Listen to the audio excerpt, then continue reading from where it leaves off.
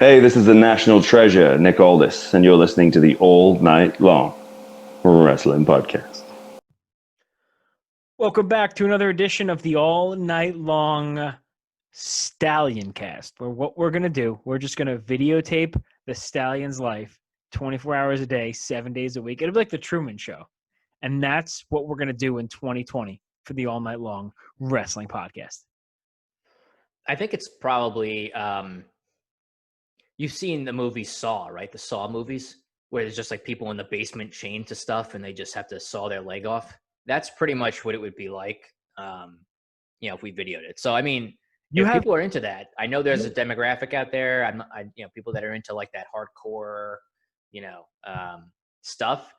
That's what it would be like. You have people in your basement? No, I meant like me. Like it would be me. I would be. It's like I'm, theoretically. Oh, like we would be watching you saw off your own leg. Yeah, that's correct. Yes. I believe the Actually, I just saw a video like that with Shotzi Blackheart. True story. But I believe the term is gorn. That's it. Yeah, it's a thing. Well played. Yeah, gorn. Learned a new one today. But welcome back. We were off last week because it was Thanksgiving, and most of us were off, but Joe had to work, so that's really what we just got done talking about. We are back this week, and the biggest news of the week is that Retribution had a great segment on main event. Did you say news or nudes? Because the Shotzi. Okay, no, you're talking about wrestling news, is what you're saying. Okay. No, I couldn't hear. My hearing is going in my old age, so it's hard for me to sometimes. Back to wrestling. That's cool because usually I say shit that makes things awkward with an awkward, dramatically long pause. So I feel better that we started off the show hot. You've had a rough week, rough couple of days, rough 30-something years, and it's just rolling right into this week's edition of the All Night Long Wrestling Podcast. So today's discussion is going to be focused around tomorrow's AEW pay-per-view-like card called Winter is Here. If you follow Game of Thrones, which I do not, you would know that is a thing. I don't follow Game of Thrones. Joe, do you? No, I don't. I know people call it GOT for short, I think. Is that a thing? Yeah, like the Grills of Destiny too, like GOD, GOT, GOT. Hey, they got to get some. No, yeah, and apparently Tony Khan said today that they were able to talk to the company. I think it was HBO that makes Game of Thrones, and able to get the licensing and stuff to use that terminology, which I think is pretty cool. However, they are doing a fantastic job promoting tomorrow's show. There are cool graphics. All the wrestlers have them. They're building up the main event of the night, which is clearly Jon Moxley, your AEW World Heavyweight Champion, taking on Kenny Omega. I'll go down the card real quick, and then we can get into it. I'll start at the bottom. Now we're here. DMD, Dr. Britt Baker, takes on legit Layla Hirsch. Frankie Kazarian taking on Chris Jericho. And what I believe somebody said, or maybe it was said in the promo, was their first singles meeting together, which is it's pretty amazing considering they've been in the game for almost a combined 60 years. Next up, Team Taz, Ricky Starks, and Powerhouse Hobbs. Powerhouse. Taking on Darby Allin and Cody Rhodes. And then the Dynamite Diamond Ring Battle Royal. Adam Page, Alex Reynolds, John Silver, Sammy Guevara, Matt Hardy, Isaiah Cassidy, Mark Quinn, Matt Sydal, Scorpio Sky, Sean Spears, Orange Cassidy, Kip Sabian, Miro, Wardlow, and Maxwell Jacob Friedman, better known as MJF. And like I said earlier, the main event of the night, Jon Moxley versus Kenny Omega. Joe, on paper, what sticks out to you? I'm sorry. It's a terrible time for me to say that as you're drinking a glass of water. You're probably parched. I'm a piece of shit. No. So you mean like as far as the card itself, or the wrestlers there, or wrestlers there, wrestlers not there. Just an overall quick glance at it. No Young Bucks, I think. From what from what you mentioned, I'm sure they'll be on the show in some capacity, but yeah, no tag titles. I don't know what FTR is up to as far as if they're going to be back this week or in near future. I know they did a promo last week, so that's what stands out, I guess, as far as people not there. But the Moxley and Omega match has been pretty well built. in the period of time that they've had to build it over the last maybe 4 or 5 weeks. So I'm looking forward to that. I think there's a lot of questions around what they're going to do with the title. There was some speculation of if Moxley was going to go work in New Japan. I know you sent me some information today from Tony Khan indicating that Moxley was not going to be at Wrestle Kingdom. I know Kenny Omega has a bout in Mexico, I want to say, in December. Triple Mania? I think so, where he's defending the title that he has from that promotion. So there's some conversation about that as well, even though apparently you can lose the title on a count-out or disqualification there. So there's a lot of stuff and factors in there outside of just what's the right move for AEW to make with their title, and then some other things that we can get into as we go through the matches. You know, part of me doesn't mind not having FTR and the Bucks on the show. Clearly, I think they're two of the greatest tag teams in the world, and they're like the money guys for the business. But, you know, you want to space out these shows that you only run them once a week. You can't have the same guys on a show every single week. So maybe we'll get some Young Bucks and FTR the week after. But, you know, I don't want to say it's a one-match show because top to bottom, it's a solid wrestling card. But the main event, you know, trumps over over everything. So without further ado, let's start at the bottom here. Dr. Britt Baker versus legit Layla Hirsch. Joe, what do you got? I am not terribly familiar with Layla Hirsch, so we've been saying for a long time now that Britt Baker should be the focal point of the women's division and where the title should go next. So I will stick with Dr. Britt to get a win here on Dynamite. Layla Hirsch is she's a little spark plug, man. She's short, compact. She's a true wrestler. I believe she wrestled Lindsay Snow at Josh Barnett's Bloodsport. She's a very mat-based wrestler, and frankly, if Team Taz is going to add a woman to the Team Taz faction, I think legit Layla Hirsch would be perfect for that role. However, it's too much too soon, and Britt Baker gets the win and hopefully climbs up the ranks in the women's division. Next up, we have that first ever singles match between Chris Jericho and Frankie Kazarian. I think that, you know, this is a spot where, you know, maybe they just want to have what amounts to a good match between these two guys. I think that this is, you know, something Jericho should get a singles win here. He suffered a few singles losses over the last several months to Orange Cassidy and MJF.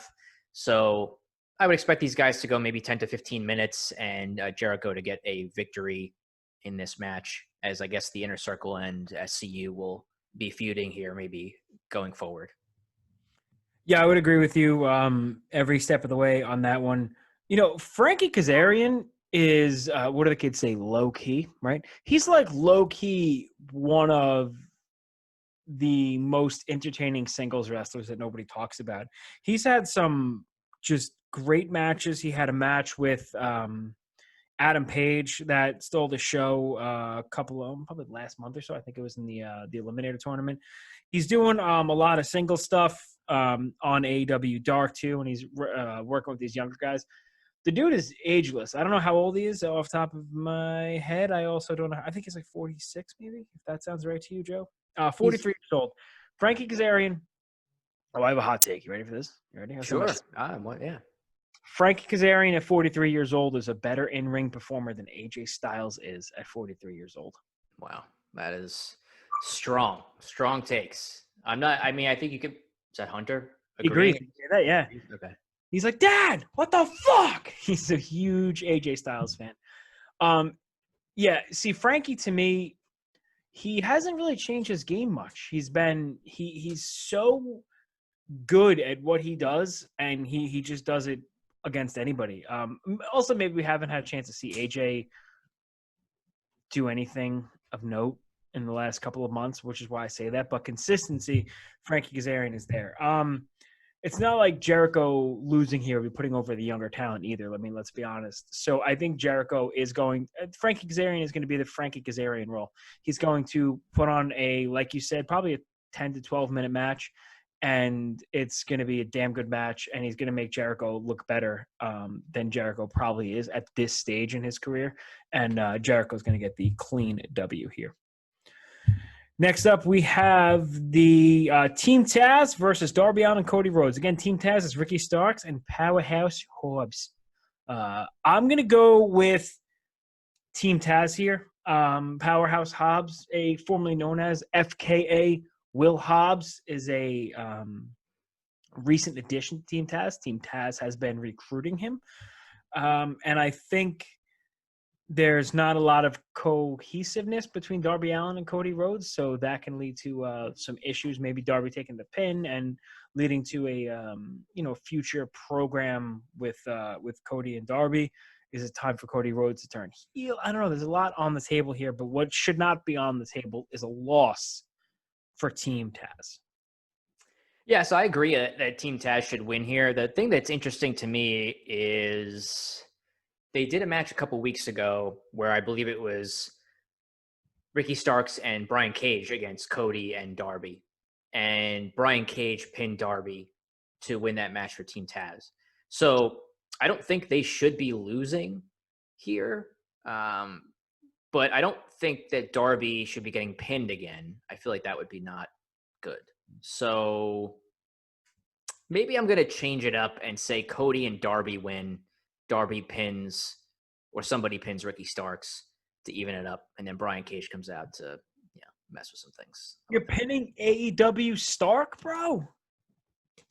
Well, I mean, you can't. They're not going to pin Powerhouse Hobbs, excuse me. And Brian Cage isn't in the match. He's the FTW champion. They made a big deal out of that, so I don't think they're going to do that. But so unless Cody takes a pin, I mean, if they want to do that, they can. I would not be a fan of them pinning Darby again after he won the TNT title and then got pinned in a tag match by Brian Cage and then would get pinned again here by either Starks or Hobbs. So yeah, I would agree with that. I wouldn't do that. So, and I know people were like kind of down on Team Taz until last week when Taz and Cody had one of my favorite segments of the year when you saw Taz get physical. And why that was so cool, I think Cody asked Taz if Taz is such a badass, why is Taz's son Hook training with Cody? Taz dropped the mic, walked away, and then he stretched him. Put him in the old Taz mission, the Katana Hajime.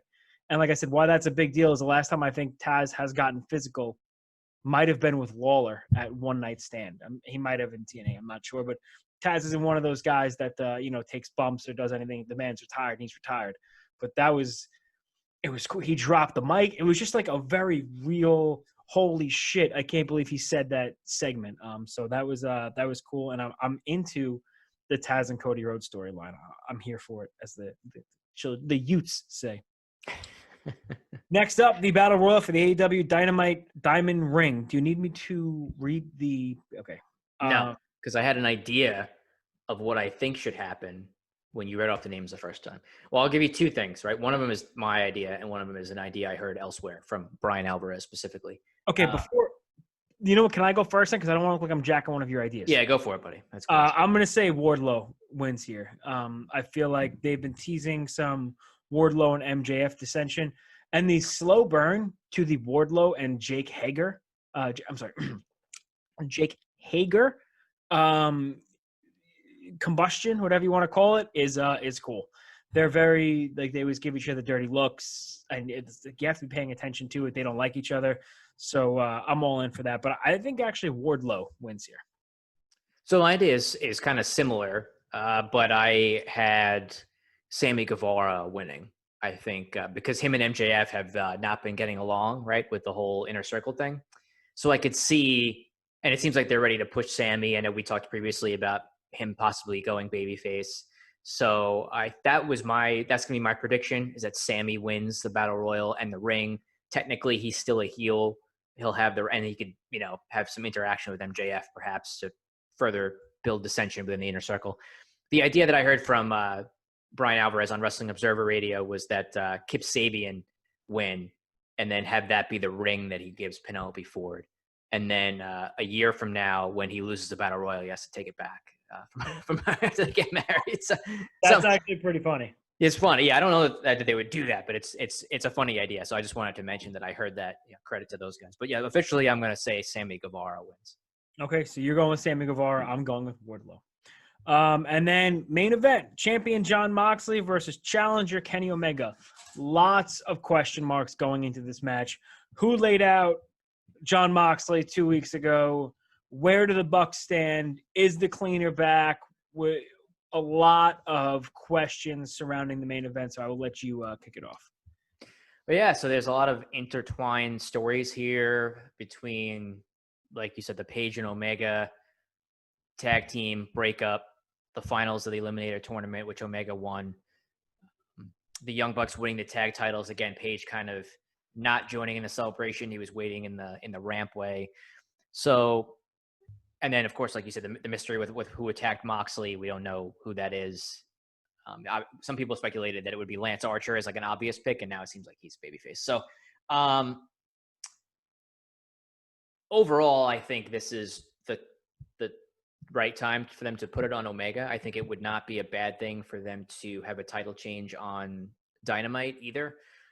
Their next pay-per-view is February, I believe. So to keep it on, what's that? Full Gear Revolution? Revolution, I think, is in February. So you're talking about another like 2 to 3 months of stretching this out. Now they could do that, but they also don't like to do schmaz or DQ finishes, especially in their big matches. So I think they'll probably try to stay away from that. And I don't think they should pin Omega. That would seem counterproductive to me if they're going to go do another rematch. So I think that Omega will win. Whether Moxley goes to New Japan or not, based off of whatever Tony Khan said, I don't know. But he is eventually supposed to have a match with Kenta there. And they could always do a rematch with them at the February pay-per-view, being that Moxley beat Omega last year in the Lights Out match, and then Omega would have potentially then won this match here. They could always do a third one at the pay-per-view to try to draw people to buy that. So I think it's the right time to change it to Omega, and there's a lot of different directions and stories they can provide after that. So I'm going to go with Kenny to win the AEW title on Wednesday. Yep, I'm going to go with the cleaner too. I think it's going to be a fantastic hell of a match. The build-up has been strong. They did the countdown to Winter is Coming last night, which I watched. They've done such a good job building it up. A lot of intertwining storylines going into it. Buster cannot wait. He is stoked. So is Chance. See, here's my thing. It was clear to everybody, the insiders, the smarks, if you will, that Moxley was going to lose because he was going to go to Wrestle Kingdom and he has to quarantine and stuff like that. So even if that is the case, even if that's true, Tony Khan coming out today and saying that Jon Moxley will not be going to Wrestle Kingdom and wrestle at Wrestle Kingdom is really smart, because it's giving you another angle. You're like, oh, well, I was so sure he was doing this, but now we don't know. So even if it's a bold-faced lie, which it might be, he's doing it to save the predictability of the match, which I give him a ton of credit for, and I like that addressing of the fans. The couple of things going into it, too, are who laid out Jon Moxley. There was a picture circulating that the way Jon Moxley was laid out was shaped like the Hanged Man tarot card. So it could be Hangman Adam Page. Another idea was that it could be Kenta. And you might see the New Japan U.S. heavyweight title defended in AEW. I don't know. And I'm here for all of it. Like, all of this shit that I'm saying sounds great. I don't care what it is. I don't know the outcome of this, of like, the outcome of the match I'm pretty secure on, and I really think Kenny Omega is going to win, but I don't know how we're going to get there. So kudos to AEW for putting on a very compelling storyline at the top of the card to headline what Tony Khan initially says is a pay-per-view card on free TV, because he doesn't want to saturate with pay-per-views. So I'm very excited about Winter is here. I'll be watching it live. Joe, will you be watching it live? I will be watching it live tomorrow night. You're not going to watch NXT live? I mean, I'll DVR it and perhaps watch it at a later time. That's a move. Just last, I wanted to mention, we talked about it earlier. I just was looking up as you were going through some of that. The Triple Mania is December 12th in Mexico City. Mexico. It's a week. And Kenny Omega is the Mega Champion there. He's going to be facing Laredo Kid on that Maga show. champion? Mega, like Mega Man. Oh, like Kenny Omega. Oh god, that would be such a good gimmick if you wanted to go. That's the one.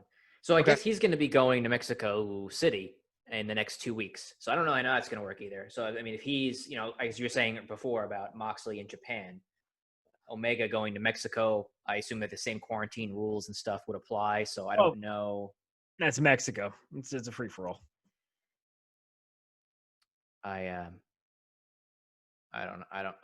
I'm going to take, I don't know the official rules. I didn't know it was that close. Yeah, that's, I had no idea the show was that close. That's cool. Just looking at it, was apparently supposed to take place in the summer and it got postponed till now because of COVID. So that's what they're doing somewhere in Mexico City. And he's going to be wrestling on that card, defending that title. So if that still happens, he would go there in a similar situation where he's a champion there, defending that title.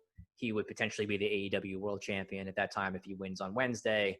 So there's a lot of things in the air that I think creates the uncertainty, which I think helps draw more interest, at least for me, in watching the match, not knowing what's going to happen.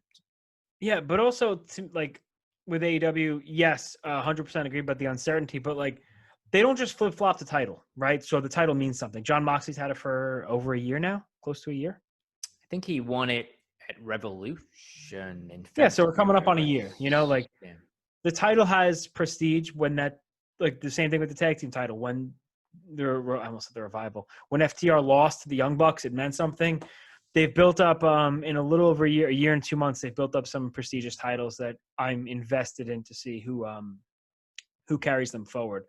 So it should be a really good show. Tony Khan also said since the show is live tomorrow, they are allowed the overrun on TNT until the main event ends. So, cool. I think our buddy BT from the Marked Out Wrestling podcast was the first one to respond and he says, "Oh, cool. So we don't have to worry about Chrisley Knows Best coming on right after." So, no, we don't. So just like your Raws or your SmackDowns, Chrisley following you. No, it seems like Tony Khan has free reign here on TNT. So it should be a good show, man. And speaking of good shows, you and I haven't had a chance to talk about it, but I'm pretty sure NWA Shockwave returns today. Yeah, NWA Shockwave, I believe, comes out today. Is it for the general population today, or is it? I think Gen Pop might be tomorrow, and the Patreon could be today. All right. But between NWA coming back, Ring of Honor coming back, and we have Ring of Honor Final Battle coming up a little over 2 weeks. There's a lot of good professional wrestling to look forward to. I'm here for it. I'm here for tomorrow nights. Winter is coming. The war is here. Cool taglines and all that stuff. Make sure you follow along at all of our social media outlets at All Night Long WP.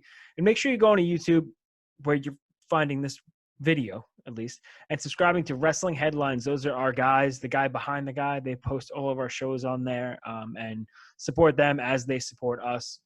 And be sure, if you're looking for some gifts for the holidays, might be a little late, but if you're looking for some gifts for the holidays, check out our friends over at Born Scum Clothing Company. Use the promo code All Nights Long.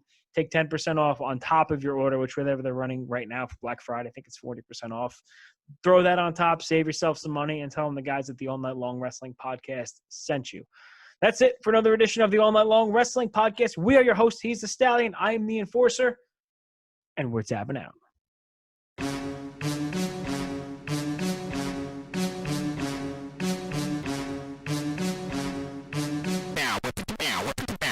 Best friends.